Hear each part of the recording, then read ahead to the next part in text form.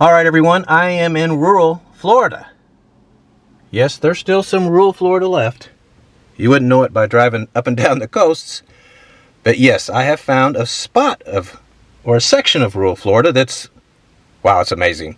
Anyway, here's the map. You can see me there in the middle. At the very top of the state, just south of Georgia. Jacksonville to the east, and the state's capital, Tallahassee, straight to the west. Anyway, you know, normally this is the part of the video where I start driving off, but not this one. I am in the town of White Springs, and what a find.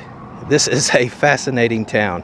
I don't even know where to start, but I guess I'll start right here at this spot.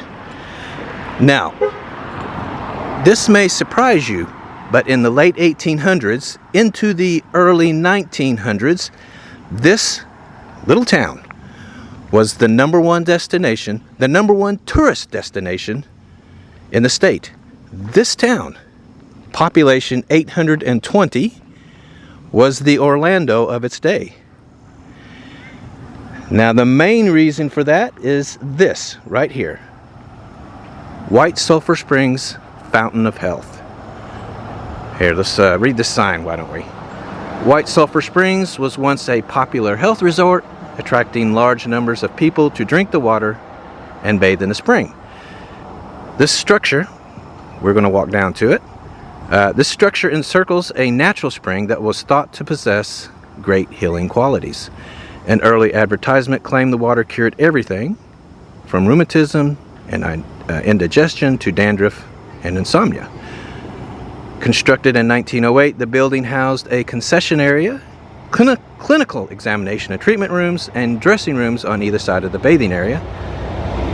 Mechanical gates were used to keep the river from entering the bathing pool.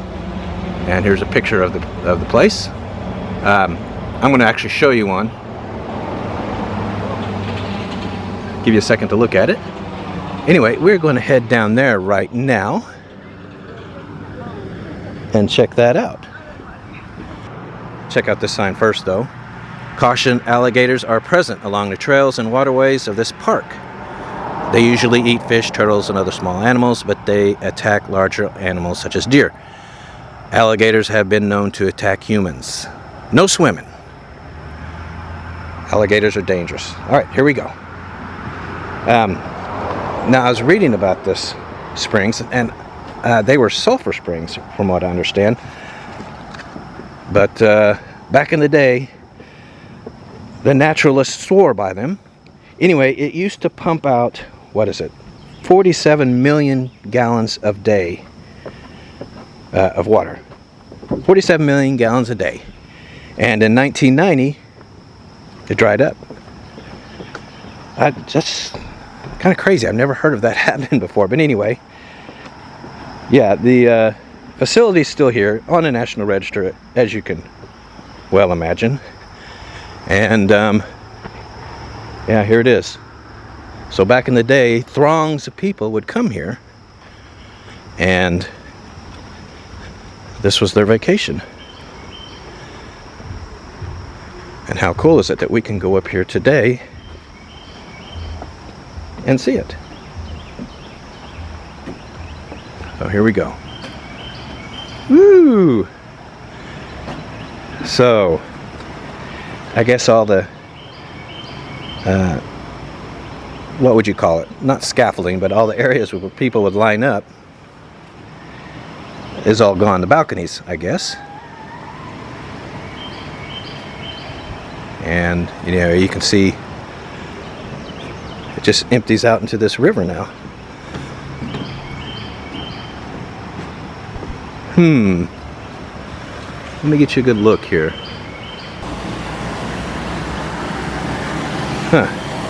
You can smell the sulfur. There is still some water coming up from that spring. That's apparent because you can smell it.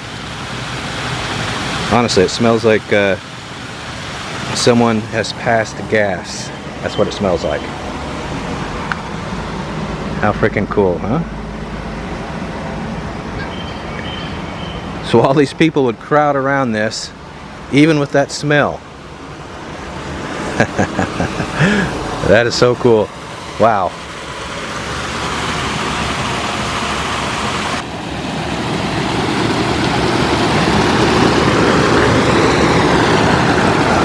Oh, you can smell it. Woo!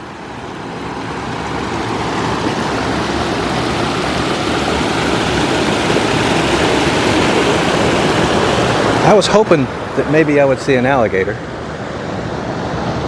That's the other reason I came down here. It sure is beautiful though, isn't it? Wow.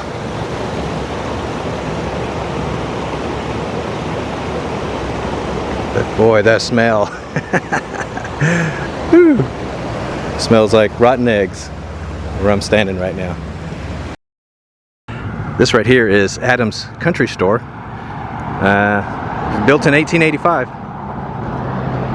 The story I read is it was a Confederate soldier who came back after the war and opened it, and it's been here ever since. I had read that it closed, but it looks open to me. We'll go in there in just a second.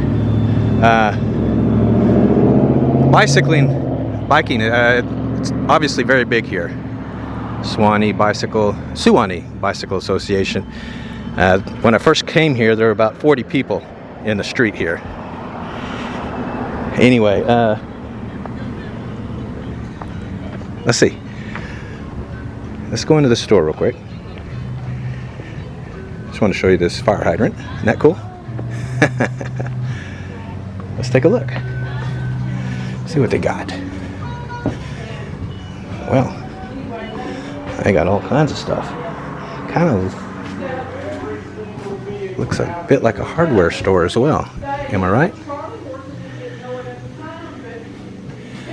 And they got a bunch of other stuff.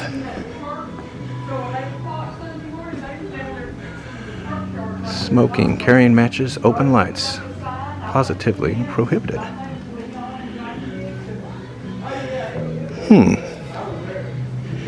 Yeah, it's definitely a hardware store as well.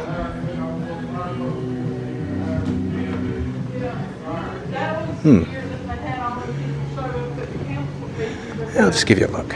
It's pretty cool though, isn't it? Yeah, they got a lot of crafts here. Right next to bug sprays.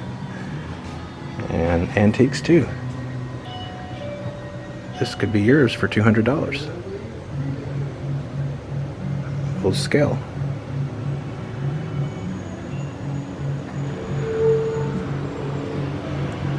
That's a picture of this store right here. Looks a lot different. Well, I'm back in the Bronco. Let's go take a look around, shall we? Now, let me tell you up front that the town has 81 structures on the National Historic Register. So I'm not going to be able to show you all of those, but I'll show you some of the standouts.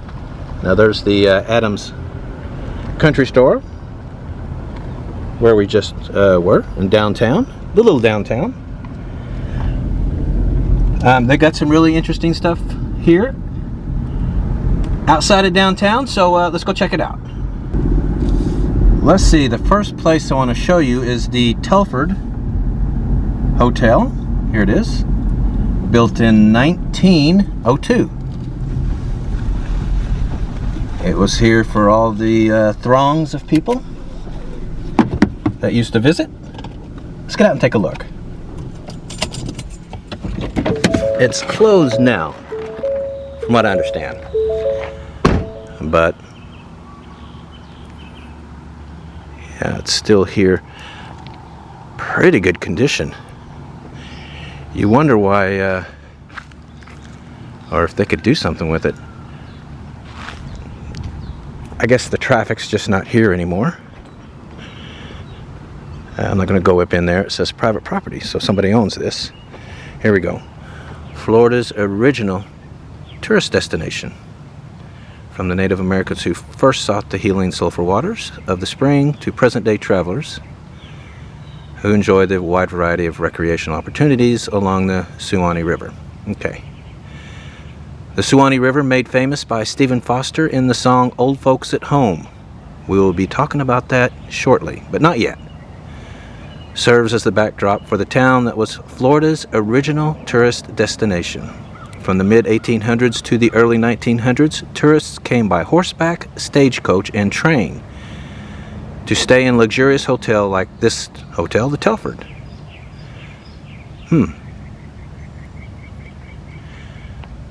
That is something, isn't it?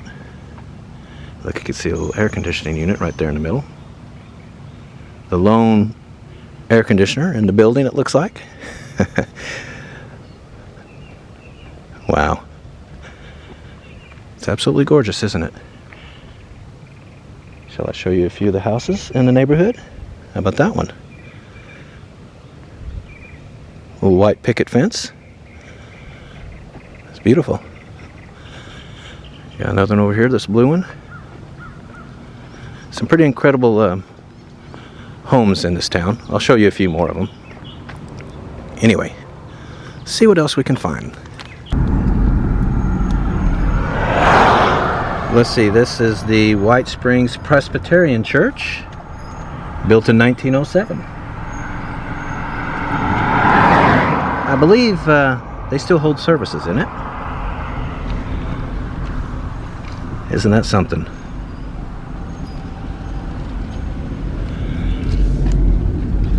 Okay, I'm going to start telling you a few of the statistics of the town. Median age is 37. Gender breakdown is 56% female, 44%, no, I'm backwards. 56% female, 44% male. But an interesting side note to that is that 6% of the males are widowed to 4% of the females. It's usually the other way around, isn't it? Race breakdown, 58% black, 40% white. The rest, the last 2%, is other.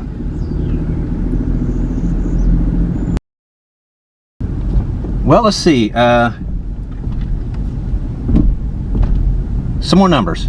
Per capita income is $19,900.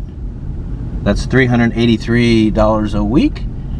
Median household income is $26,400 a year. That's $508 a week.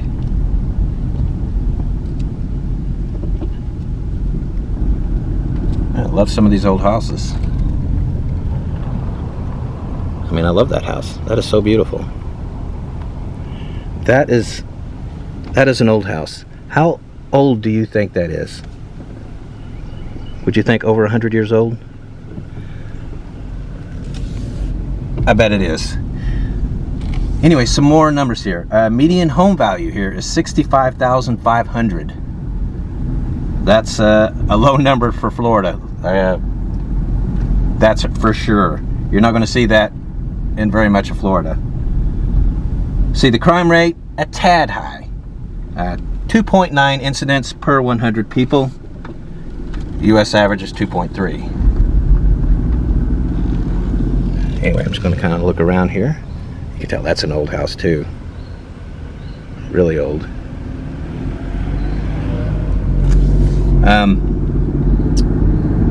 Yeah. Look around a little bit more. People have been asking me, what do people do for a living in these towns? Okay, here you go. Here's the top 3. Installation repair. Now that's like putting in air conditioners or fixing your car. 24.5% of the population in this town do that. Management. 12.3% of the town do that. Just what it sounds like. And in education, local school districts, 11.9% of the people who live here, that's what they do for a living. There is a gas station here. You guys want to see how much gas costs? Why don't we do that? The pit stop is right there. Let's take a look. Munchie's Food Store. Gas here in North Florida, $3.50 a gallon. There you go. Now, I got one more place of note to show you. I'm going to go there right now. Now I'm pulling into the Stephen Foster Folk Cultural or Folk Culture Center. Let me say that right. I really wasn't aware of this guy, but he was a big deal back in the day. One of the most prolific songwriters in American history. And I assure you, you have heard his songs. You may not know that he wrote them, but you have heard them. Anyway, I'm going to go in here, pay my $5 to park, and I'm going to tell you all about him, because the guy and his history and how it relates to Florida is really interesting. Wow, look at this. Pull forward and pay at Honor Box on the left. Wow. Well, it just so happens I have a $5 bill. I usually don't carry cash, but I do have one. So, I'm going to do my part and pay.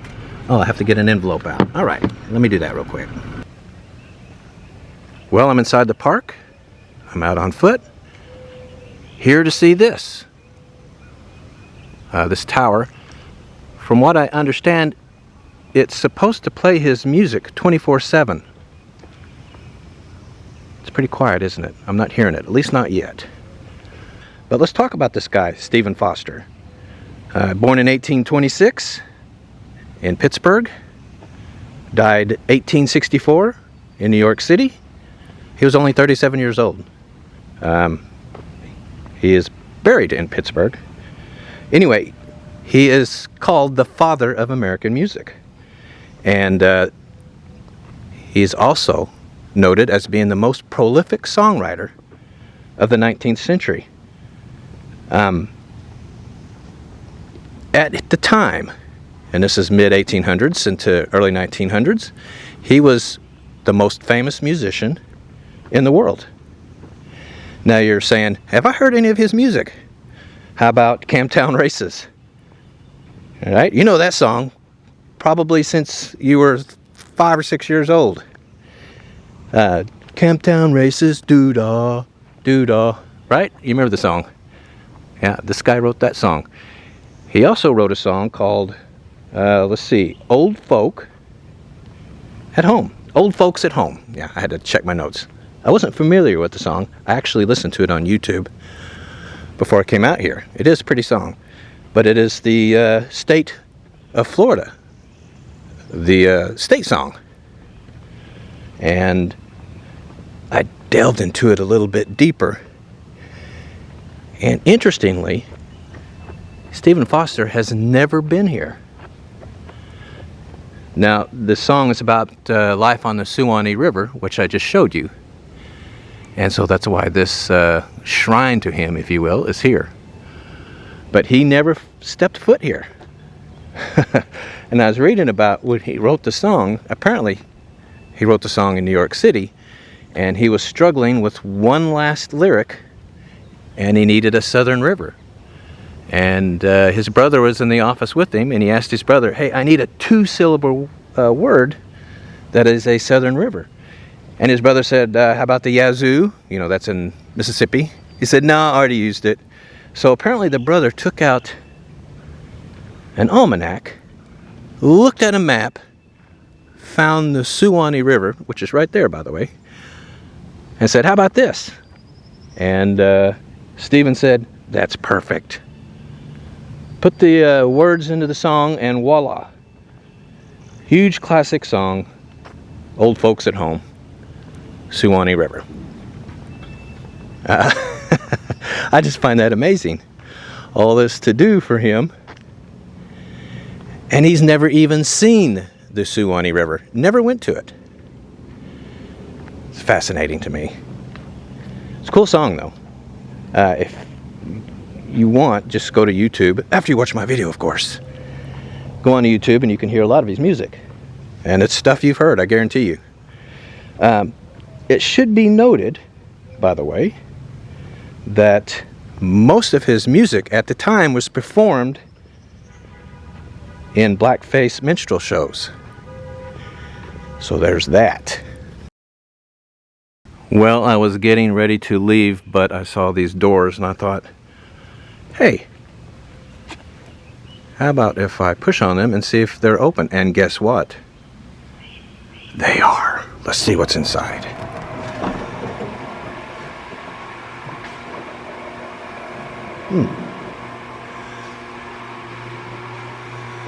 Now this is him.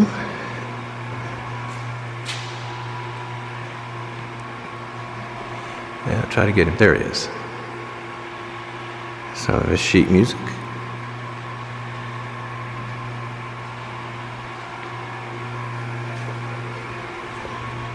Old folks at home.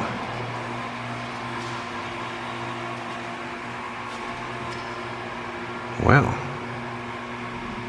Look at that. It's motorized.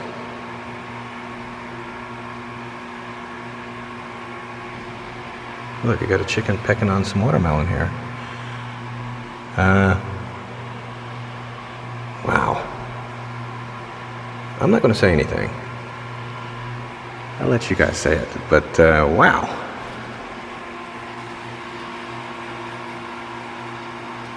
Well, that's history. Oh, here we go. Reconsidering the dioramas.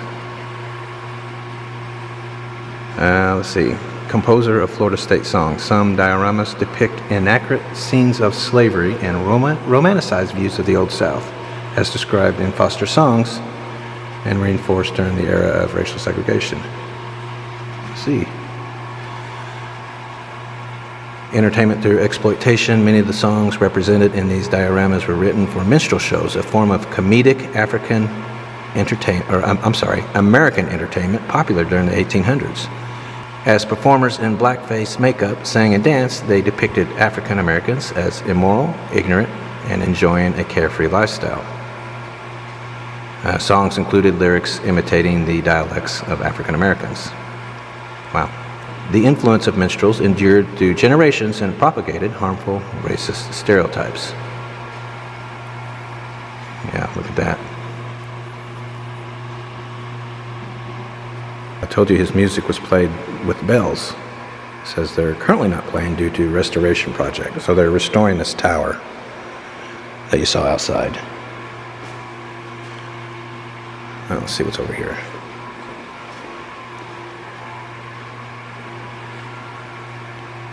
Okay, I guess this is what the inside of the tower looks like, the bells.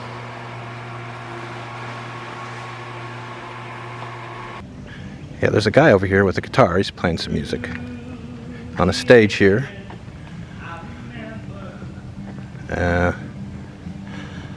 Not a single person is watching him. He's got an audience of 0. It looks like... Now this is part of the park. Let's see what it is. Yeah, they've got some shops here, craft shops, that kind of thing. I was going to tell you, I'll do that now. They have Folk Fest every year here, right here in this park. It's a big event. And basically they celebrate folk music, like Stephen Foster's. And of course there's a lot of food and local crafts, that kind of thing. Very quiet right now though. I'm wondering if the guy's rehearsing because he keeps talking to no one. Like there's an audience there. Anyway, yeah, I'm going to throw him a 5, then get back out on the road. See that old metal roof on there? It's all rusted. I had a guy tell me that they put metal roofs on houses here because fires. Here in the heat in Florida, yeah, that's got a metal roof too. If a fire broke out, it would cross from house to house via the roof when they were wooden. So they started making them out of metal. See, that's got a metal roof too. That's a beautiful old house, just sitting there empty. Got another one here. Yeah, I got a whole bunch of them just sitting here empty. Bit surprised to see that. Kind of getting swallowed up by, I'm not going to say the jungle, but this is Florida. Oh, there's a lot of stuff growing. Well, let's see, I'm arriving in the town of Live Oak. Kind of an interesting drive in here.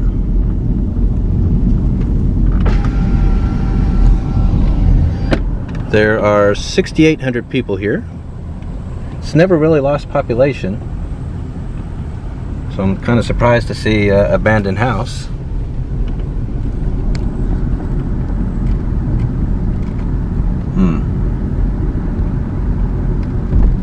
I should be heading into downtown here shortly.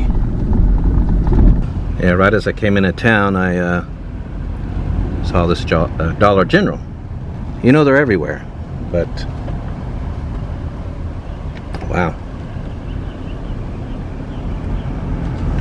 That one is, well, let's just say the shopping center is not in great condition. Most of it is empty and abandoned.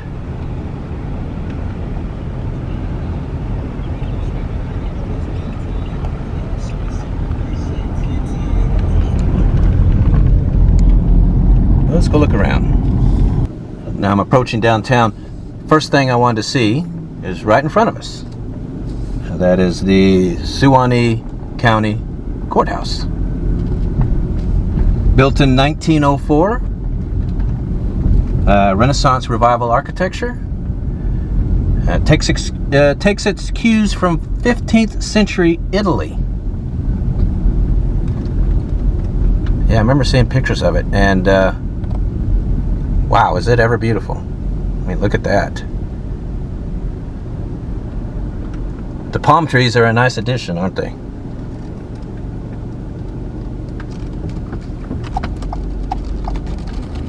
Well, let's see. Let's take a look at this downtown here.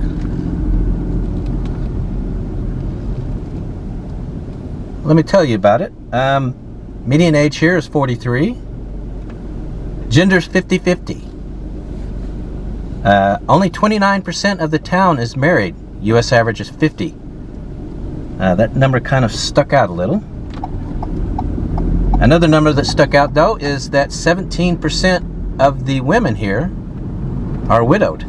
I added that up with the population. That would make it, wow, about 550 widows here in this town. That's kind of a lot. Let's see, the race breakdown is 42% black, 40% white, 8% Hispanic, and the remaining 10% is mixed. It's a diverse town, pretty diverse. Oh, look at that old mural. Got to take another look at that. Just checking out the downtown. I kind of like it. It's a pretty nice downtown. Very quaint. It's definitely got a look to it. Well, let's see. I had to get out on foot. I wanted to get a better look at this mural. I love this old stuff. Looks like it's a military memorial as well. Let's see. Let's see what the placard says. Blue Star Memorial, a tribute to the armed forces that have defended the United States of America. Sponsored by the Florida Federation of Garden Clubs. Very nice.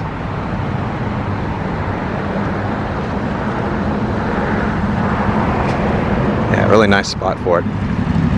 Right here in front of this really old mural that has been well taken care of. I do like this. That is really cool. Anyway, yeah, they got some more stuff over here. There's that county courthouse I showed you. This may surprise you, but in the early 1900s, 1905 in fact, this was the 5th largest city in Florida. Pretty amazing. Yeah, here's where the fire station is. People always ask about that.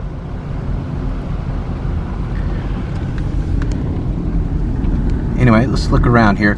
A few more stats on the town as I drive into residential.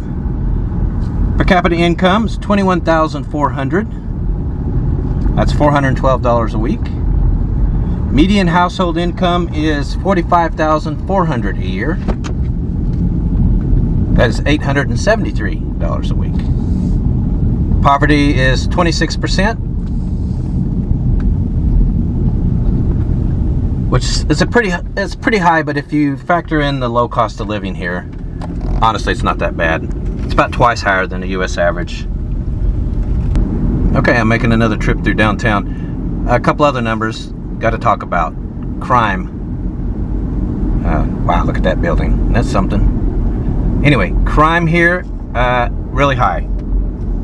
Overall crime, 44,000, or 44 per 1,000. U.S. average is 23. Almost twice higher than the U.S. average. Violent crime is worse. 8.3 incidents per 1,000. U.S. average is 3.9. Property crime, 36 per 1,000. U.S. average is 20. So crime's a little high. I'm here in residential now, so I'll tell you the median home value here. $104,400. All right, I'm about to head out of town, but I wanted to show you one more building. That is the old City Hall, built in 1908. The architecture is Italian villa. I definitely wanted you to see it. It's pretty rare. It takes its cues from ancient Roman villas, upper class homes. And one of the features of the architectural style is there is always a tower somewhere in the home, or in this case, the building. Anyway, yeah, that's pretty amazing. That's a rare building, architecturally speaking. All right, going to head to the next town. All right, everyone, I am in Jasper, Florida. Checking out this closed laundromat. Pretty cool. I'm just outside of downtown. There's police stations right here. It's kind of interesting. They have cop cars parked next to tractors. You see that? Let me see if I can give you a look. Yeah, a little bit more. Yeah, I don't know if you can see those police cars in there. And they're right next to tractors. And this is the police station right here. City of Jasper Police. That's interesting, isn't it? Anyway, this town has about 3,700 people in it. Median age is 37. Race breakdown's about gender breakdown's about 50-50. Let me go down this way a bit and turn around. By the way, it is a Sunday. Right now it's about 2 in the afternoon. 78 degrees. That is 26 degrees Celsius. So yeah, 78 Fahrenheit, 26 Celsius. Man, would you look at that?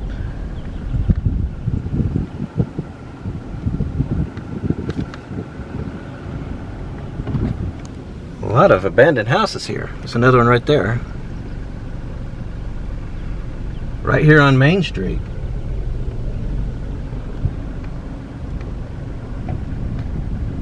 Pretty spectacular house at one time there. Let's see, this one, nature's taking it. It's getting swallowed up. But not this one. This one's in pretty good shape. Well, maybe the roof needs some work. It's got a tarp up there. Anyway, yeah, I'm gonna turn around and let's go take a look at the downtown. Very quiet here, though. The other towns were busy, even though it was Sunday. They were busy, but not here. Let's see some more stats. The race breakdown is 44% black, 43% white, 10% Hispanic, and the remaining 3% is mixed or other. Wow, would you look at these? Can you see that circular staircase there?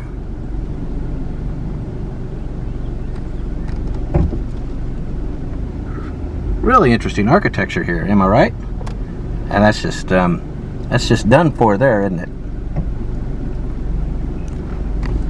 See if I can show you through the window here. Roof's caving in. Wow. Well, let's see. A little bit more about the town. Median household income is $35,700 a year. That's about $687 a week. I couldn't, for the life of me, find what I think would be an accurate per capita. The only numbers I could find were around $8,000 or $9,000 a year per capita. That just, honestly, that just doesn't seem possible. And there's a post office right there.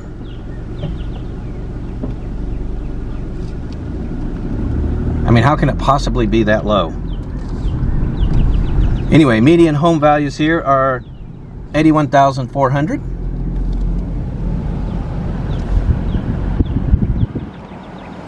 Poverty is 24%. Again, that's probably not too bad. Cost of living here is really low.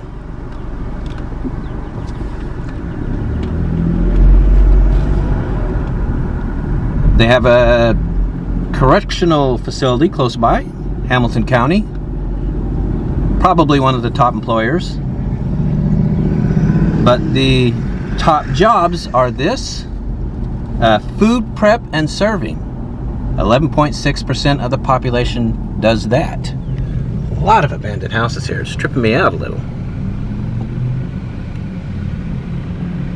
Anyway, yeah, that's 11%, 11.6%. Healthcare, 10.6%.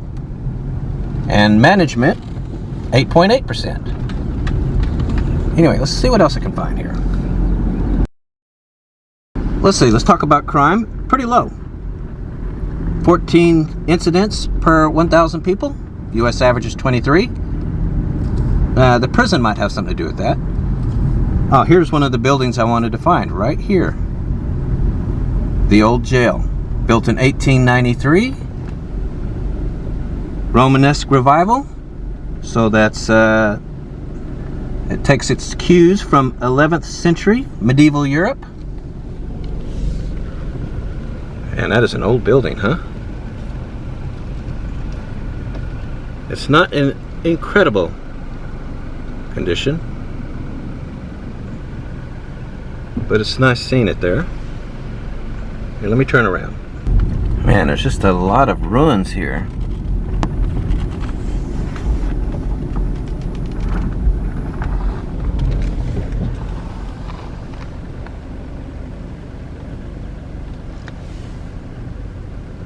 There's a beauty to it, though, isn't there?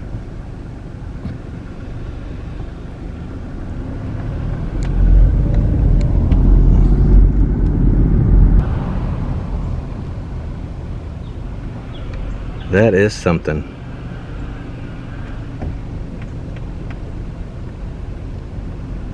Yeah, it's on the National Register. No surprise there. Let's turn here and look. Built 1893.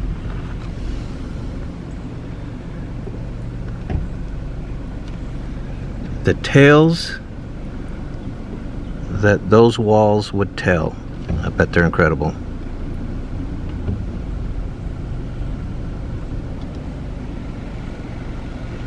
Anybody know what that is? Is that like an old, I don't know, like a mobile jail cell? Look at the bars on it. Somebody probably knows. Horse pulled, I'm guess. Or maybe, well, an old car could have pulled it, I guess. Fascinating. Yeah, New Bethel Baptist Church here.